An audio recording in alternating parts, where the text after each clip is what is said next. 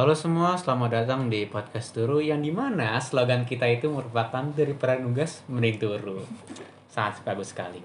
Dan di sini kita akan membahas tentang ancaman dari sosial budaya dalam skala internasional.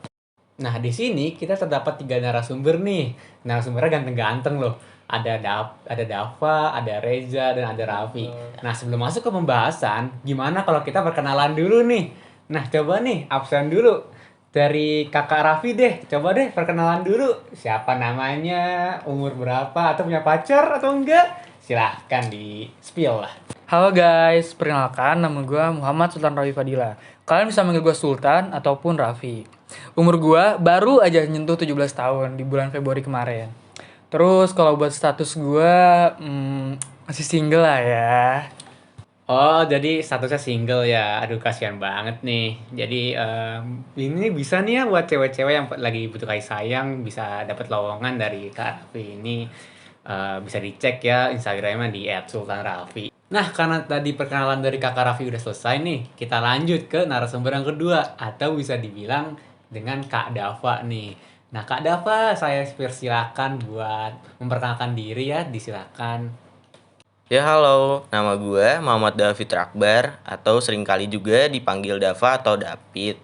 Nah, hobi gue biasanya main game atau olahraga, biasa main futsal. Walaupun fisik gue nggak cukup-cukup kuat, tapi gue masih bisa main futsal. Sekian. Wih, kayaknya kalau denger-denger nih, David nih cowok-cowok ganteng nih ya, kayaknya udah rajin olahraga, jago futsal ya, aduh. Aduh.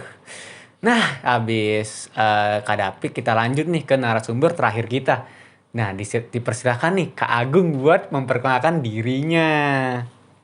Halo para pendengar Turu Podcast, nama gue Reza Agung Lukianto, biasa dipanggil Reza, bisa juga dipanggil Agung. Hobi gue main game dan ya belum lama ini gue diblok sama seseorang ya. Emang sedih banget, tapi gue gak sedih karena gue malah bisa move on dari dia. Duh, sedih banget ya kedengarannya, tapi nggak apa-apa kok Kak Reza.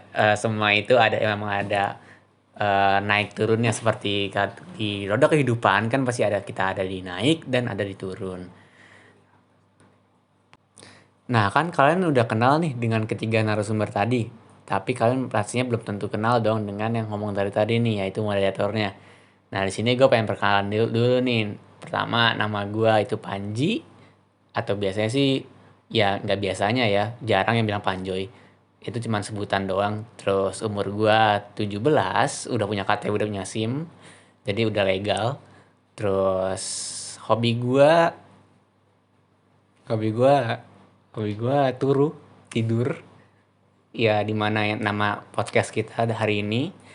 Dan ya kalau status sih jangan ditanya ya. Saya mah nggak punya. Nah karena tadi perkenalannya udah, nggak usah lama-lama lagi nih. Kita langsung masuk aja ke pembahasannya. Dari ancaman sosial budaya. Sebelumnya kita cari tahu dulu nih apa itu pengertian dari ancaman sosial budaya. Nah, di pengertian ini silakan Kak Agung untuk memberikan penjelasannya. Dari yang gue lihat di Google sih, ancaman sosial budaya adalah tindakan atau konsep yang disebabkan sengaja atau tidak sengaja dan berpotensi mengancam kekayaan suku, agama, dan ras atau golongan. Nah dari yang disebutkan tadi pasti ada contoh-contohnya ya. Apa sih contoh-contohnya dari ancaman di bidang sosial budaya itu? Untuk contoh yang pertama, banyak masuk ide-ide asing yang tidak sesuai dengan norma sosial budaya di suatu negara. Dan yang kedua, normalisasi tindakan-tindakan bertentangan dengan norma sosial budaya. Nah, yang nomor dua, sedang banyak kejadiannya nih, misal di Twitter begitu. Banyak banget SJW-SJW yang ingin menormalisasikan beberapa tindakan yang tidak normal. Yang ketiga, diskriminasi suku, agama, ras, atau golongan.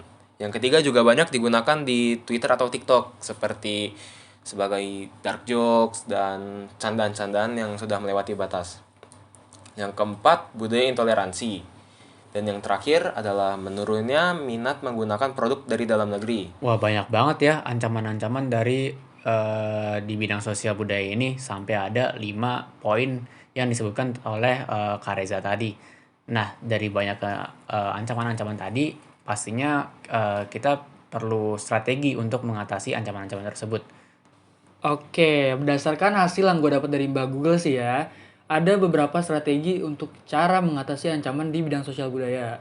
Antara lainnya, yang pertama adalah memperkuat kecintaan pada kekayaan dan budaya bangsa. Lanjut yang kedua itu adalah mendidik diri agar punya sifat toleransi yang tinggi. Apalagi buat anak-anak zaman sekarang ya, yang mungkin masih banyak yang toleransinya itu rendah gitu. Jadi mungkin bisa nih dipertinggi lagi toleransinya supaya kita tuh saling nyaman gitu loh. Lanjut yang ketiga, membangun jiwa persaudaraan antara suku, agama, ras, dan juga golongan.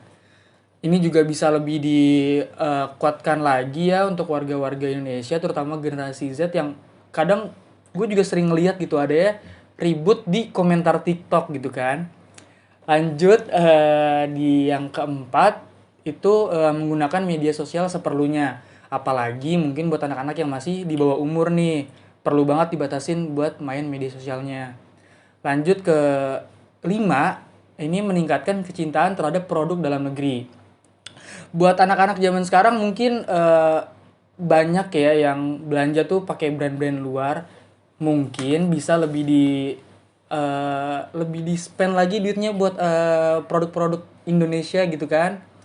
Terus buat yang terakhir atau yang keenam ini adalah memperkuat pendidikan norma sosial dan budaya asli negara. Bener banget tuh, gue juga sering ngeliat di media sosial zaman sekarang banyak netizen yang nggak tahu ya itu memang sudah dewasa atau bukan, tapi mereka tuh banyak menggunakan kata-kata eksplisit yang banyak mengandung rasisme dari luar negeri. Jadi istilah itu mereka cuman kayak ikut-ikutan gitu deh.